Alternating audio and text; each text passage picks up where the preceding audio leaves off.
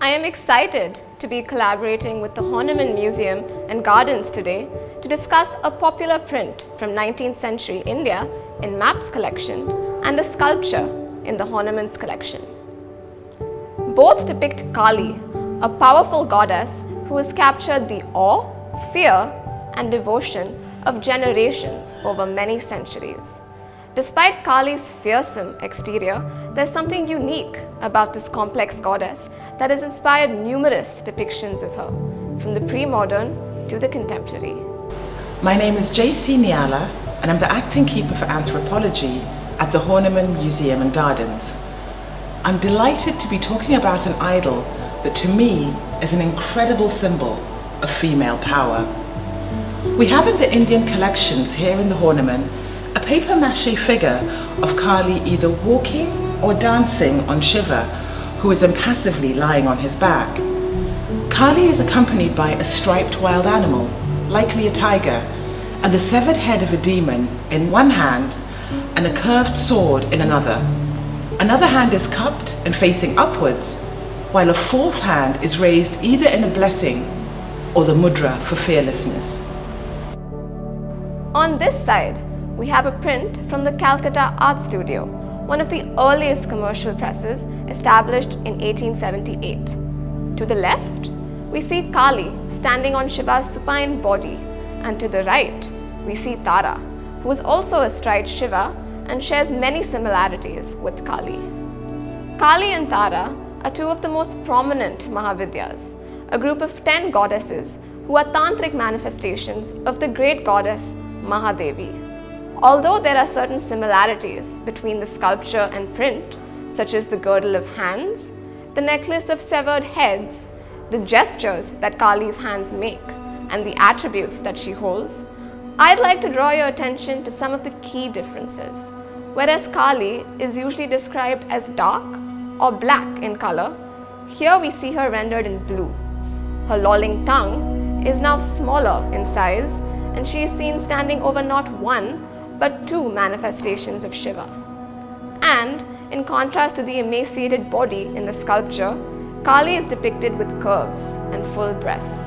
This shift in Kali's depiction can be traced to print culture at the time, which combined influences from Victorian neoclassicism and European portraiture to depict Indian subjects. In his 2016 award-winning docudrama film entitled Kali, many of the devotees the filmmaker Subrata Sen interviewed talked about a devotion out of fear of Kali's tremendous power.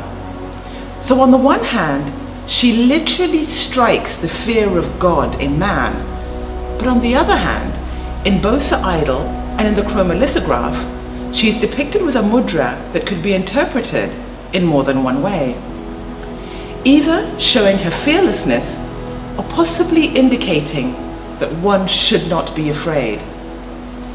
This evocation of fear is real. Kali carried out a job that no other god was powerful enough for, and in both pieces she is clothed in her power. The garlands and scant garments that barely cover her womanhood are the remnants of her victims. However, her power is expressed differently in the idol and in the chromolithograph. In the idol, she's stepping on Shiva, and it is said that there was no way to stop her rampage. She was killing a monster who was intent on destroying the world, apart from through shame. If that interpretation is believed, then her tongue is hanging out in shame because she's inadvertently stepping on Shiva.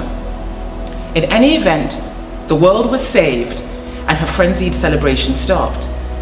The chromolithograph tells a different story, one which is more favored by tantric devotees and depicts two Shivas, one of whom is in sexual union with Kali in the dominant position.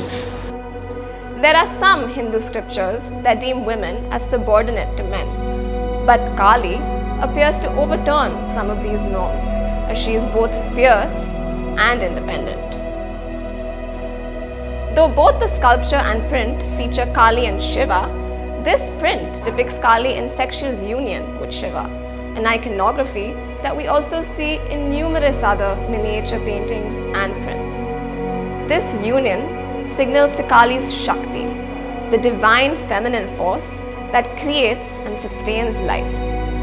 Without Kali's intervention, Shiva would remain inert, testifying to the goddess's great power. Another aspect of Kali that has fascinated many scholars is the presence of her lolling tongue. Kali's tongue takes on many meanings in tantric texts. It is associated with the consumption of blood from sacrifice, and it is also seen as something that incites horror.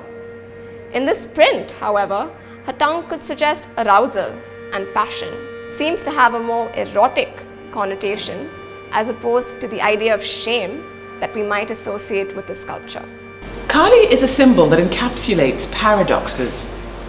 As Vrinda Dalmia wrote, Kali depicts passivity, aggressiveness, traditionality and conventionality, beautiful, grotesque, tender, terrifying. These paradoxes extend to the people who are Kali devotees in the way that they express their love for her, by turns listing her faults as they pray to her, while at the same time seeking redemption through her. Subrata Sen in his film highlights another of these paradoxes, which can be seen in the color differences in Kali the idol, where she is dark and black, and the chromolithograph, where she is light and blue. Sen's film followed the journeys of dark-skinned Bengali women who come from communities where Kali is revered, and yet they face discrimination because of the color of their skin. Kali's duality manifests in her iconography as well. While her left hands, which are in the Abhaya and Varada Mudra, showcase her more benevolent side. Her right hands, which brandish a sword and hold a severed head, highlight her fearsome attributes. But even her more destructive aspects have dual meanings. The severed head that she holds, for example, represents the human ego that she helps her followers overcome. Given Kali's multifaceted nature, her invocation was not restricted to the religious sphere. Kali was also seen as a symbol of resistance against British colonial rule. Another print of Kali, standing on Shiva's corpse, advertises the sale of Kali cigarettes. The consumption of these cigarettes, as the text suggests, was seen as patriotic duty and a way to support the nationalist movement.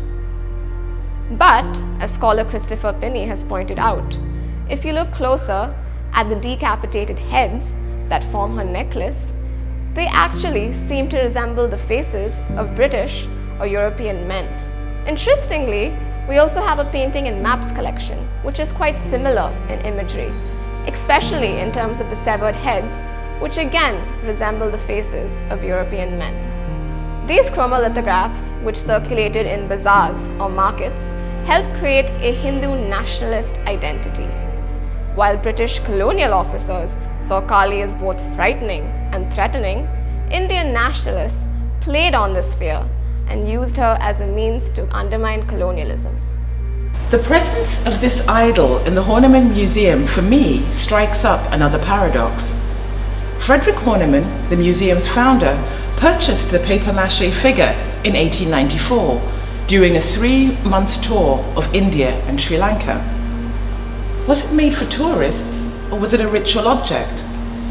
If it was not a tourist item, then 1¼ centuries later, should it be in a museum? And if it is, what does that mean? The idol's presence in the Horniman echoes the multiple interpretations that both the idol and the chromolithograph have.